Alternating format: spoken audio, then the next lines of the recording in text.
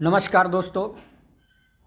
निवर्तमान आम आदमी पार्टी सरकार भ्रष्ट थी या ईमानदार, इस मुद्दे पर लोगों के अलग अलग मत हो सकते हैं, पर मैं इन दो मुद्दों पर कहूँगा कि आप लोग डेफिनेटली सहमत होंगे। पहला, पिछले 10 सालों में ऐसा कोई क्षण नहीं रहा जब केंद्र सरकार ने आम आदमी पार्टी की निवर्तमान सरकार को अपनी आंखों से ओझल होने दिया हो। दूसरा, देश में ऐसी कोई स्वतंत्र संस्था नहीं बची जिस पर पिछले 10 सालों में केंद्र सरकार ने अनुचित दबाव न बनाया हो। सीएजी रिपोर्ट यानी कैग रिपोर्ट जो दिल्ली विधानसभा में हाल ही में पेश हुई है, उस पर आरोप प्रत्यारोप तो अब होते रहेंगे, पर 3 जो महत्वपूर्ण पहलू हैं उन पर मैं गौर फरमाने के लिए आप लोगों से रिक्वेस्ट करूंगा। पहला, जब केंद्र सरकार द्वारा नियुक्त लेफ्टिनेंट गवर्नर साहब 24/7 केजरीवाल सरकार के कामकाज पर अपनी गिद्ध दृष्टि टिकाए हुए थे, तो फिर इतना बड़ा तथाकथित भ्रष्टाचार कैसे हो गया, सोचिएगा।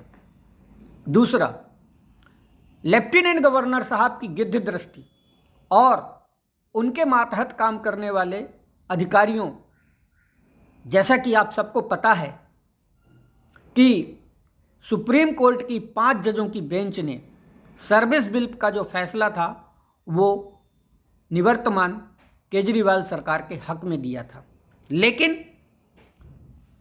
मौजूदा केंद्र सरकार की कुराजनीतिक मंशा के चलते उसे रातों रात उसमें अमेंडमेंट किया गया और उस सर्विस बिल का यानी जो चपरासी से लेकर के शीर्ष अधिकारियों का काडर है, वो सारे अधिकारियों का ट्रांसफ़र पोस्टिंग का अधिकार जो है लेफ्टिनेंट गवर्नर के हाथ में दे दिया। इसलिए मैं ये दूसरा महत्वपूर्ण पॉइंट आपको बताने जा रहा हूँ कि एलजी साहब की गिद्ध दृष्टि तो थी ही, साथ में अधिकारियों का केजरीवाल सरकार के कंट्रोल में ना होना भी इतने तथाकथित इतने भयंकर करप्शन को कैसे नहीं रोक पाई एलजी साहब और इनके बड़े अधिकारी। तीसरा, भारत के संविधान के तहत चाहे सीएजी अर्थात कैग या चुनाव आयोग या फिर सुप्रीम कोर्ट, ये तीनों स्वतंत्र संस्थाएं मानी जाती हैं, पर पिछले 10 सालों में चुनाव आयोग और सुप्रीम कोर्ट की निष्पक्षता लगातार सवालों के घेरे में आती रही है। सीएजी रिपोर्ट की भाषा बिल्कुल वैसी ही है जो पिछले बीजेपी 4 सालों से गाना गा रही थी। इन हालात में इस रिपोर्ट की विश्वसनीयता पर आप कितना यकीन करेंगे ये मैं आप पर छोड़ता हूँ, पर कुछ लोग कहेंगे अगर केजरीवाल सरकार ने कुछ गलत नहीं किया था, कुछ छुपाना नहीं था, तो इतने सालों में इसे विधानसभा में क्यों पेश नहीं होने दिया। बिल्कुल ठीक बात है, आपका सवाल भी एकदम जायज़ है, लेकिन पर ये वही लॉजिक है जिसके तहत कहा जाता था कि अगर कुछ गलत नहीं किया तो जांच का विरोध क्यों। याद करिए, ऐसे ही तो कहा करते थे भारतीय जनता पार्टी वाले जब जांच चल रही थी, और हम सब ने देखा कि जांच के नाम पर पिछले 2 सालों में क्या क्या नहीं हुआ हमारे शीर्ष नेताओं पर। कैसे बिना अपराध सिद्ध हुए दिल्ली के मुख्यमंत्री को 5 महीने और दिल्ली के उप मुख्यमंत्री को 17 महीने तक जेल में रखा जाता है। हो सकता है इस सीएजी रिपोर्ट के पेश होने के बाद केंद्र सरकार इसका बहाना बनाकर दिल्ली सरकार को ही बर्खास्त कर देती। शायद रिपोर्ट का मकसद केजरीवाल सरकार की बर्खास्तगी ही थी।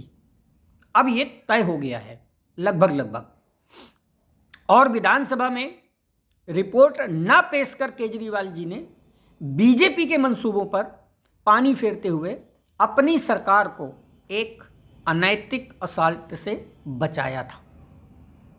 अब आपके समझ में आ गया होगा।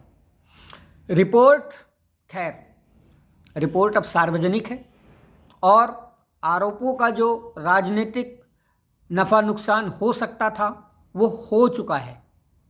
कम से कम अब भारतीय जनता पार्टी इसका संवैधानिक दुरुपयोग कभी नहीं कर पाएगी। और हाँ, अगर बीजेपी वाकई करप्शन के प्रति सीरियस है तो कानून को अपना काम करने दे, वो भी बिना किसी अनुचित दबाव के। मैं एक और फैक्ट आपके साथ शेयर कर रहा हूँ। हमारी आम आदमी पार्टी की जो राष्ट्रीय प्रवक्ता हैं प्रियंका कक्कड़ जी, उन्होंने एक राष्ट्रीय चैनल, प्राइवेट राष्ट्रीय चैनल में बैठी थी। डिबेट के दौरान उन्होंने 4 पॉइंट उठाए थे। नो क्विड प्रो क्यू,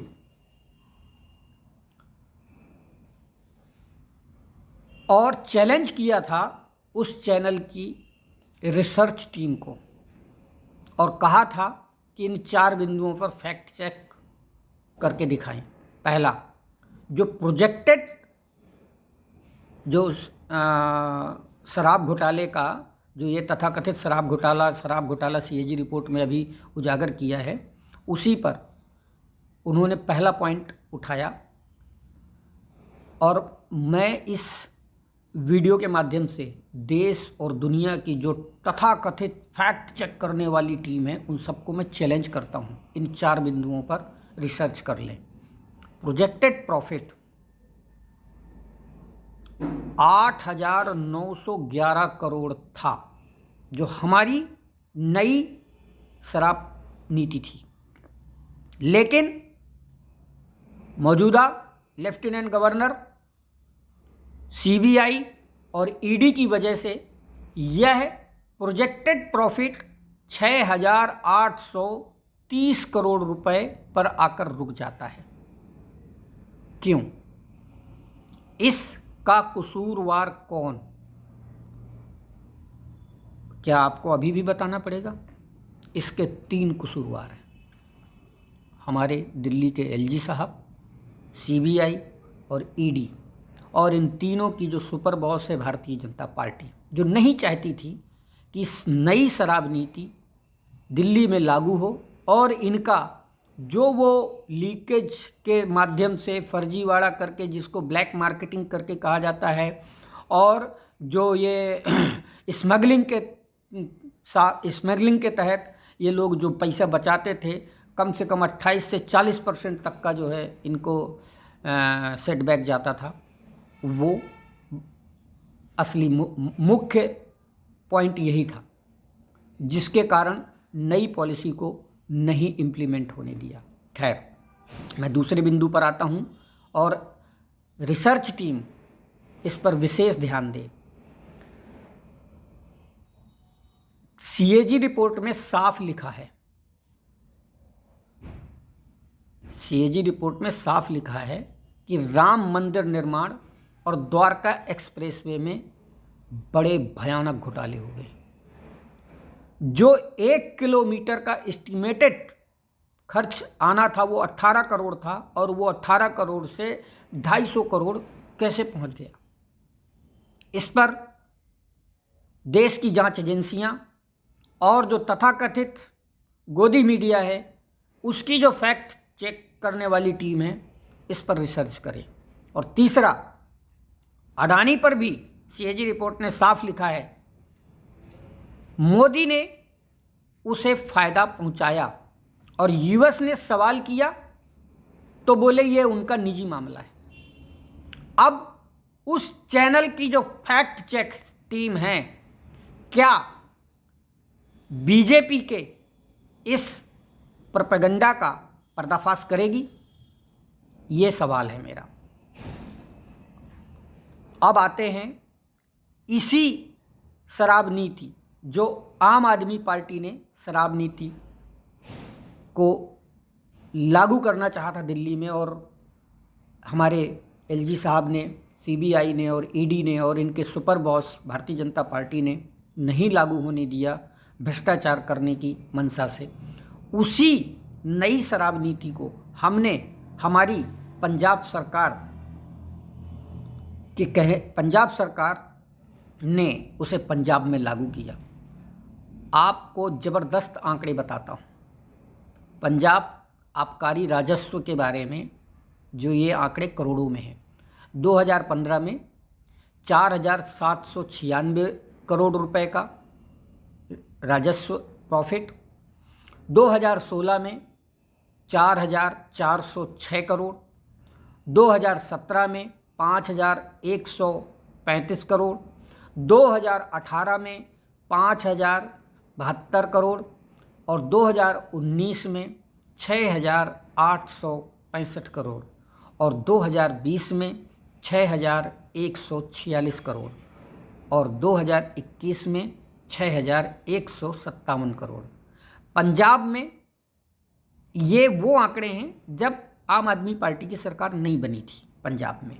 अब आते हैं आम आदमी पार्टी की जैसे ही सरकार बनती है और हमारी नई पॉलिसी जिसे दिल्ली में नहीं लागू होने दिया उसे पंजाब में जब हमने लागू किया तो उसके आंकड़े क्या हैं वो आप समझ लीजिए। पंजाब में आम आदमी पार्टी की जो आबकारी नीति है, शराब नीति है, लिक्कर पॉलिसी है, उससे 2022 में प्रॉफिट होता है 8,896 करोड़ रुपए और 2023 में यही प्रॉफिट 9,754 करोड़ रुपए हो जाता है। यानी कि ऑलमोस्ट गुणा भाग अगर लगाएंगे तो लगभग 65% प्रॉफिट बढ़ जाता है। ये जो 65% प्रॉफिट है जो निवर्तमान सरकारें थी पंजाब में, उनकी जेब में जाता था भ्रष्टाचार के तहत। दिल्ली की आबकारी नीति को पंजाब में इसलिए सफलता मिली क्योंकि वहाँ पर किसी प्रकार की कोई वित्तीय संस्थानों का कोई बाधा नहीं, किसी प्रकार का कोई एजेंसी का बाधा नहीं और ना ही वहाँ पर लेफ्टिनेंट गवर्नर जैसा कोई व्यक्ति बैठा था जिसकी वजह से कोई बाधा होती उसे लागू करने में।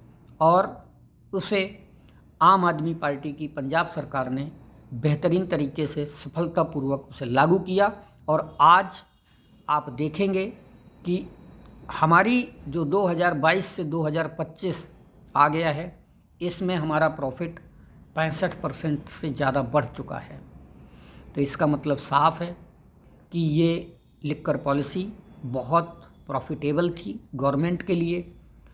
दुर्भाग्यवश जो दिल्ली में सीएजी की रिपोर्ट पेश हुई है अभी, उसमें भी पुरानी पॉलिसी के 7 चैप्टर हैं, उसमें उसकी नाकामियों का गाथा गाई गई है और जो एक चैप्टर 8वां चैप्टर जो नई हमारी आम आदमी पार्टी सरकार की जो लिक्कर पॉलिसी थी उसकी सफलताओं के बारे में लिखा गया है और साफ लफ्ज़ों में लिखा है कि अगर आम आदमी पार्टी की यह शराब नीति लागू की जाती तो दिल्ली का जो रेवेन्यू 2017 से 2021 तक 4,108 करोड़ था, वह 4,108 करोड़ से लगभग 8,900 करोड़ रुपए तक पहुंच जाता।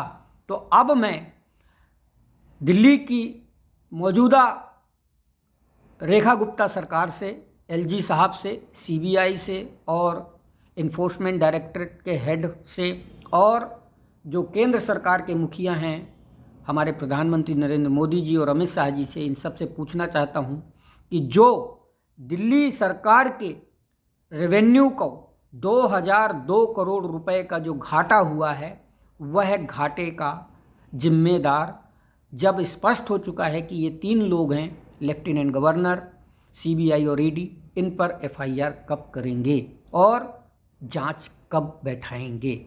धन्यवाद। जय हिंद। ज़्यादा से ज़्यादा शेयर करें।